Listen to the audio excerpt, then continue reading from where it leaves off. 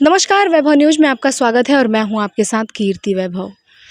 बिहार में चुनावी सरगर्मियां तेज हो चुकी हैं। सभी राजनीतिक दल जो हैं वो अपनी अपनी तैयारियों में जुट चुके हैं। कई चरणों के चुनाव जो हैं वो हो चुके हैं और कई चरणों के चुनाव जो हैं वो होने हैं। 12 दिसंबर तक चुनाव की प्रक्रिया चलनी है और 14 दिसंबर को जो अंतिम मतगणना है वो होनी है। ऐसे में अभी हम मौजूद हैं सिसवन प्रखंड के चैनपुर मुबारकपुर पंचायत में और हमारे साथ चैनपुर मुबारकपुर पंचायत के भूतपूर्व मुखिया सबनम खातून के पति जी समीम अहमद जी मौजूद हैं, जो कि अभी वर्तमान में मुखिया प्रत्याशी पति हैं। हम उनसे तमाम मुद्दों पर बातचीत करेंगे कि यदि जनता इन्हें मौका देती है तो वो क्या कुछ करेंगे, पंचायत में क्या कुछ समस्याएं हैं उसका निदान वो कैसे करेंगे। सबसे पहले समीम जी, आपका हमारे चैनल में स्वागत है। आपका भी बहुत बहुत स्वागत है। आपने अपना कीमती वक्त हमारे लिए दिया, इसके लिए बहुत बहुत धन्यवाद। समीम जी, चूँकि पिछले 5 साल भूतपूर्व आप मुखिया पति रह चुके हैं तो आपको एक्सपीरियंस भी है, तो मैं सबसे पहले आपसे यही जानना चाहूँगी कि आखिर पंचायत चुनाव में ऐसा है क्या कि एक ही पंचायत में कहीं कहीं देखा जाता है कि 12-13 मुखिया प्रत्याशी हो जाते हैं, एक ही गांव में 2-4 मुखिया प्रत्याशी हो जाते हैं। तो आखिर ऐसा क्या है इसमें मुखिया चुनाव में? देखिए, सबसे पहली चीज़ ये है कि पंचायत चुनाव जो है ये विधायक और एमपी चुनाव से टफ चुनाव है। यहाँ कोई भी लोग खुल के कहीं सामने नहीं आते हैं। जहाँ तक हमारी बात है, आपने कहा कि पिछले हम रह चुके हैं, 2006 से 2011 तक मैं रहा और मैंने ईमानदारी पूर्वक लोगों का हमने जो भी कार्य हुआ ईमानदारी पूर्वक किया। जैसे मनरेगा मजदूरों को प्रति वर्ष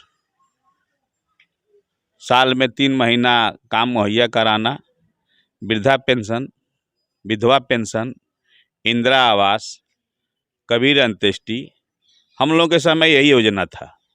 और कोई भी हमारे यहाँ मनरेगा मजदूर ऐसा नहीं है कि जो नहीं कह सकता कि हम हर साल हमारे कार्यकाल में 3 महीना काम न किया हो और अपना ईमानदारी से वेतन नहीं उठाया हो। अब रही बात, आपने कहा कि ऐसा क्या चीज़ है। जनता भली भाली जानती है, जनता मालिक है। कुछ लोग जिनको अपना चलने का शऊर नहीं, वो भी कहते हैं कि हम प्रत्याशी हैं। मैं दावे के साथ कहता हूं 9 प्रत्याशी, आपने कहा कि हमारे यहाँ 9 प्रत्याशी हैं, लेकिन इसमें कुछ बहुत प्रत्याशी ऐसे हैं कि जिनको आप एक आवेदन लिखने के लिए भी बोल दीजिए तो सुचारू रूप से आवेदन लिखने का ढंग भी नहीं है। BDO-CO का फुल फॉर्म क्या होता है, BDO-CO का हिंदी अर्थ क्या होता है, वो नहीं बता पाएंगे। DM और SP तो दूर की बात रही। उसके अलावा कुछ मतभेद हो जाती है लोगों के अंदर, जात पात की बात हो जाती है, जिसके चलते और आजकल आप अच्छी तरह जानती हैं कि चुनाव पैसे का खेल हो गया है। गरीब तबके के जो भी लोग हैं, दलित समाज के लोग हों या पिछड़े जाति के लोग हों, लोग उनसे उनका शोषण करते हैं। 200-400-500 रुपये का लालच दे के, दारू दे के, मीट दे के, कपड़ा लत्ता दे के ये शोषण कर दिया जाता है कि हम आपको ऐसे करेंगे वैसे करेंगे। उसके बाद उनका कोई भी क्रियाकलाप वो अपना उन कीमत 500-1000 रुपया समझते हैं। इसलिए जनता मूर्ख जनता प्रत्याशी को सही चयन नहीं कर पाती है। 2006 से 2011 तक आप मुखिया रहे हैं, आपने अपना कार्यकाल संभाला है, उसका भी आपने जिक्र किया। तो फिर 2011 से अभी 2021 में चुनाव हो रहा है, फिर ये 10 साल का गैप क्यों है? 10 साल का गैप ये हुआ कि मतलब 2006 से 2011 तक तो मैं था ही, 11 से 16 तक का चुनाव हुआ, उसमें भी वही बात हुई। अब उस समय 2006 से 2011 तक हम अपने अल्पसंख्यक समुदाय में अकेला प्रत्याशी थे। बाद में कुछ लोगों को जानबूझ के हमारे समुदाय में ही खड़ा कर दिया, जिसके वजह से हमें अपना चुनाव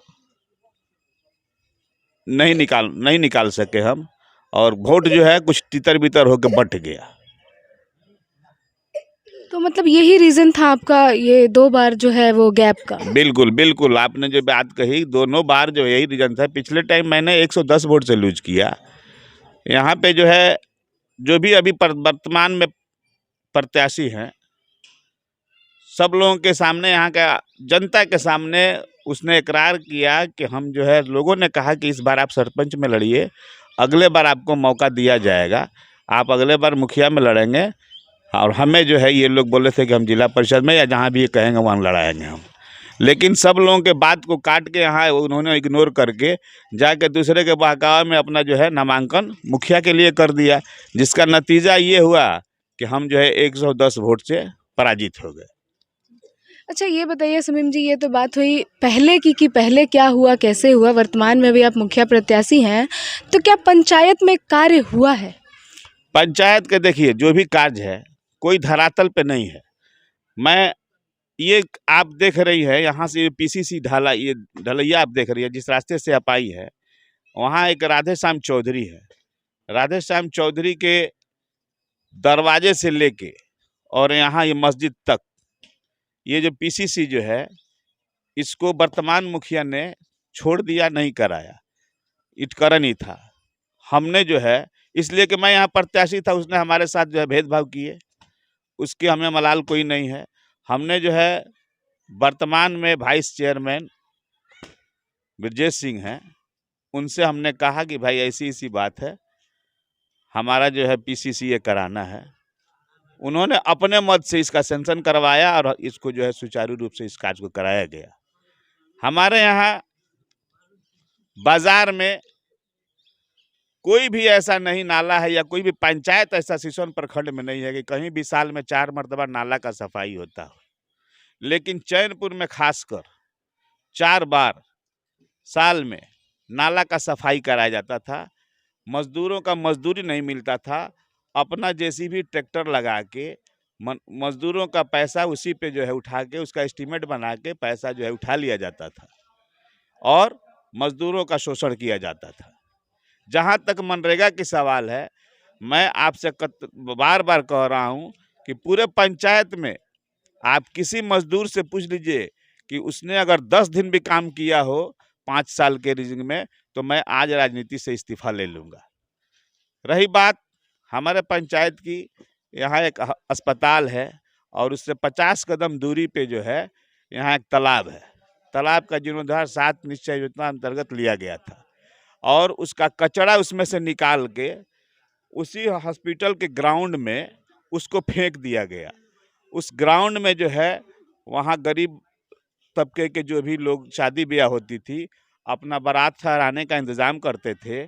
बच्चे आज के दौर में वहाँ खेलते थे, फुटबॉल हो, क्रिकेट हो, डे नाइट का मैच भी चलता था। और आप जो है उसका दुर्दशा वहाँ जाके देखेंगी तो भली भांति आप देखने के बाद आपको भी शर्मिंदगी महसूस होगा कि ये मतलब ये चैनपुर पंचायत का हॉस्पिटल का दशा क्या है। दशा और दिशा दोनों सामने है, इसमें कोई मतलब छुपने वाली बात नहीं है।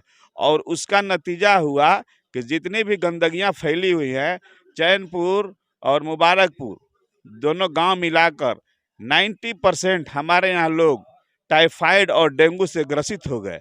मैंने उसका कंप्लेन जो है जाकर डीएम के यहाँ आवेदन दिया। डीएम साहब ने जो है सीएस के यहाँ फॉरवर्ड किया और उसी दिन सेम डे वहाँ से टीम जो है यहाँ आई जांच करने के लिए, जांच की और उसने गंदगी को भी देखा तो बहुत उन्होंने शर्मिंदगी महसूस की, जिसका नतीजा आपके सामने है। मैं आपको खुद कहूँगा कि जाके आप अपने से निरीक्षण करेंगे। समीम जी, ये तो गंभीर समस्या है आपकी पंचायत की। ये बताइए, यदि जनता आपको चुनती है, मुखिया बनाती है, तो आपका मैनिफेस्टो क्या होगा? देखिए, मैं जहाँ तक मैनिफेस्टो की बात है, अभी वर्तमान में हमारे यहाँ जो भी कार्य हुआ है, कोई धरातल पे आप किसी भी साइड पे जाएंगे पूरे पंचायत में, तो कहीं भी एक भी कार्य का बोर्ड नहीं लगाया गया है, जिससे ये स्पष्ट हो कि कितना का योजना प्रकालित राशि कितना है, कितने मजदूरों का मजदूरी इसमें है और कितने दिन में इसको पूर्ण करना है। आप एकदम किसी भी साइड पे जाके आप इसका निरीक्षण करती है और देख सकती हैं कि हाँ बोर्ड लगा है या नहीं है। और जहाँ तक मेरा मैनिफेस्टो की बात है, तो हमने ये संकल्प लिया है, लोगों से वादा भी किया है कि अगर आपने हमें मौका दिया तो मैं अपने पंचायत को आदर्श पंचायत बनाऊंगा। सुलभ शौचालय यहाँ निर्माण कराना, लोगों का समस्याओं को दूर करना, महिलाओं को मान सम्मान देना, बेरोजगारों को, नौजवानों को रोजगार देना, ये हमारी पहली प्राथमिकता है। स्वास्थ्य के संबंध में हमने तो ये किया है कि पहले, सबसे पहले अपने अस्पताल के ग्राउंड को मैं बिल्कुल साफ सुथरा कराऊंगा, जिससे कि वहाँ से 2-4 किलोमीटर के लोग जो भी हैं आए तो उनको चिकित्सा की सुविधा उपलब्ध हो सके।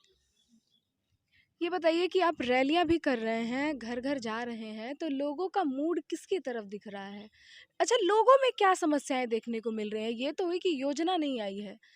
जब आप मिलते होंगे लोगों से, तो लोग पर्सनली आपसे तो डिस्कस करते ही होंगे, तो क्या कुछ समस्याएं निकल के आ रही हैं? लोगों से हम मिलते हैं तो लोगों से जब रूबरू होते हैं तो लोग ये कहते हैं कि बाबू आपने तो 10 साल के पहले आप थे, लेकिन शासन में जो जो भी हुआ, हम लोगों का इंदिरा आवास, वृद्धा पेंशन, विधवा पेंशन आप ही के शासन में मिला है। उसके बाद हम लोगों को 10 साल में कुछ नहीं मिला, और हम लोग फिर आपको जो है विजयी बनाएंगे। इसमें कहीं दो तरह की बात नहीं है। अभी इधर एक मल्लाह टोली है, आप उधर जाएंगी, पूछेंगी, आपको स्पष्ट रूप से मालूम होगा कि हाँ, क्या सही है क्या गलत है। वहाँ जो है वहाँ मनरेगा मजदूरों का जॉब कार्ड ले लिया गया, और जो है उनका जॉब कार्ड के उनको पैसा आया, पैसा उठा के उनको सिग्नेचर करा के 300-300 रुपया दे दिया गया। जब उन्होंने सवाल किया कि भाई ये तो आप जॉब कार्ड लिए हैं, 300-300 रुपया दे रहे हैं, तो ये सीधा रिप्लाई मिलता था कि ये पैसा मेरा है, आप लोगों का नहीं है। तो उन लोगों ने, जब वो प्रत्याशी वर्तमान में वोट मांगने गए, सभी महिलाओं ने वहां से भगा दिया कि आप वोट मांगने किस बेस पे आए हैं, आपका कोई अधिकार नहीं है। लोग कहते हैं कि नहीं बाबू, आपके शासन में जो भी मिला, इंदिरा आवास, वृद्धा पेंशन, विधवा पेंशन, हम लोग आपके साथ हैं और हम लोग तहे दिल से आपका मदद करेंगे। ये बताइए कि जब आप क्षेत्र में भ्रमण करते हैं, तो लोगों का सपोर्ट तो आपको मिल ही रहा है, जैसा कि आपने बताया। वैभव न्यूज़ चैनल के माध्यम से आप अपने पूरे पंचायत क्षेत्र की जनता से क्या अपील करना चाहेंगे? मैं आपके चैनल के माध्यम से अपने पंचायत की जनता से ये अपील करना चाहूँगा कि यहाँ की जनता हमारे गार्जियन मालिक हैं।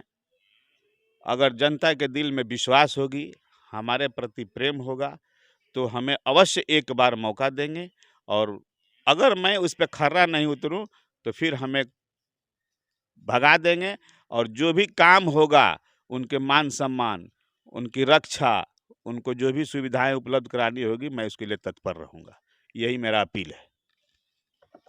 तो ये हैं चैनपुर मुबारकपुर पंचायत के मुखिया प्रत्याशी पति समीम अहमद जी, जिनसे हमने तमाम मुद्दों पर बातचीत की कि आखिर आने वाले समय में यदि पंचायत क्षेत्र की जनता उन्हें चुनती है, तो वो क्या कुछ करेंगे, जनता की समस्याओं का किस तरह से निदान करेंगे, और जो भी उन्होंने बताया वो तमाम चीज़ों पे हमने उनसे बातचीत की। अब देखना ये होगा कि 24 तारीख को जब मतगणना होती है, सॉरी, मतदान होता है, और 26 तारीख को जब मतगणना होती है, उस दिन क्या रिजल्ट निकल कर सामने आता है, पंचायत की जनता किसे अपना मुखिया बनाती है।